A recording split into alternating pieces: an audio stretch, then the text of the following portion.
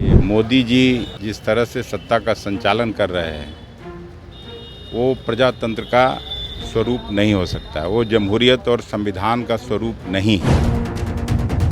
विशेष सत्र जब बुलाया जाता था तो बिजनेस एडवाइजरी कमेटी में विरोधी पक्ष के विरोधी दल के नेताओं के साथ भी बातचीत की जाती थी।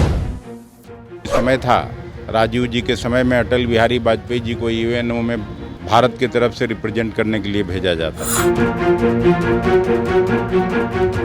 बिहार कांग्रेस के प्रदेश अध्यक्ष अखिलेश सिंह ने भाजपा पर जोरदार हमला बोला और कहा कि एक समय था जब केंद्र में कांग्रेस की सरकार हुआ करती थी।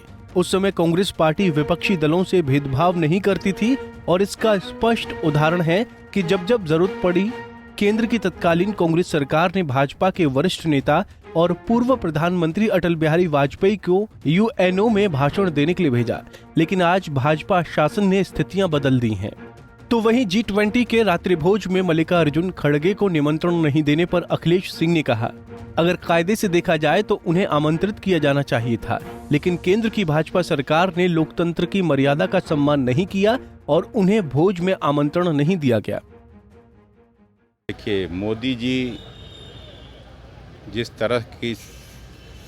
तरह से सत्ता का संचालन कर रहे हैं वो प्रजातंत्र का स्वरूप नहीं हो सकता। वो जमहूरियत और संविधान का स्वरूप नहीं है। कभी भी विशेष सत्र जब बुलाया जाता था तो बिजनेस एडवाइजरी कमेटी में विरोधी पक्ष के विरोधी दल के नेताओं के साथ भी बातचीत की जाती थी। अब तो यहाँ ऐसा हो गया, ऐसा भी समय था राजीव जी के समय में अटल बिहारी वाजपेयी जी को यूएनओ में भारत की तरफ से रिप्रेजेंट करने के लिए भेजा जाता था।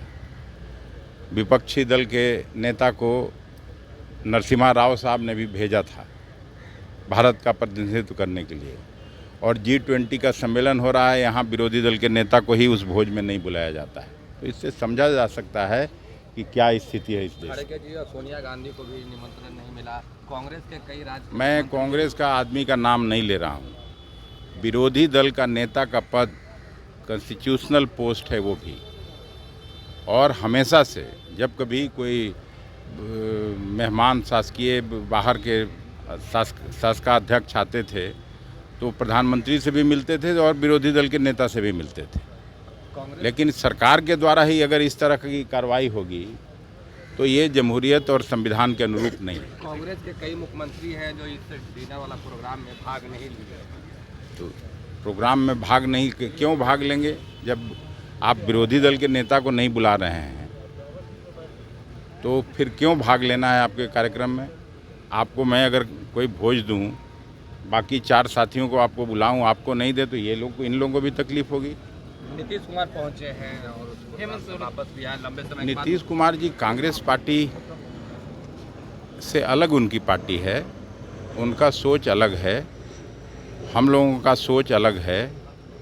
मैंने इसीलिए तो उदाहरण दिया कि कांग्रेस के समय में जब कांग्रेस का हुकूमत था दिल्ली में, देश में, तो हम लोग भेजा करते थे स्वर्गीय अटल बिहारी वाजपेयी जी को भी भारत का प्रतिनिधित्व करने के लिए।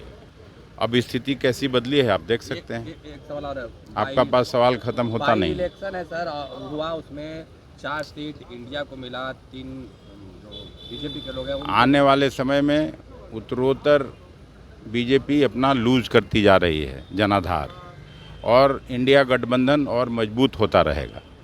बता दें कि कांग्रेस नेता राहुल गांधी के भारत जोड़ो यात्रा के बाद से कांग्रेस का कुनबा बढ़ा है। कांग्रेस पहले से ज्यादा मजबूत हुई है। पंजाब केसरी टीवी के लिए पटना से संजीव कुमार की रिपोर्ट।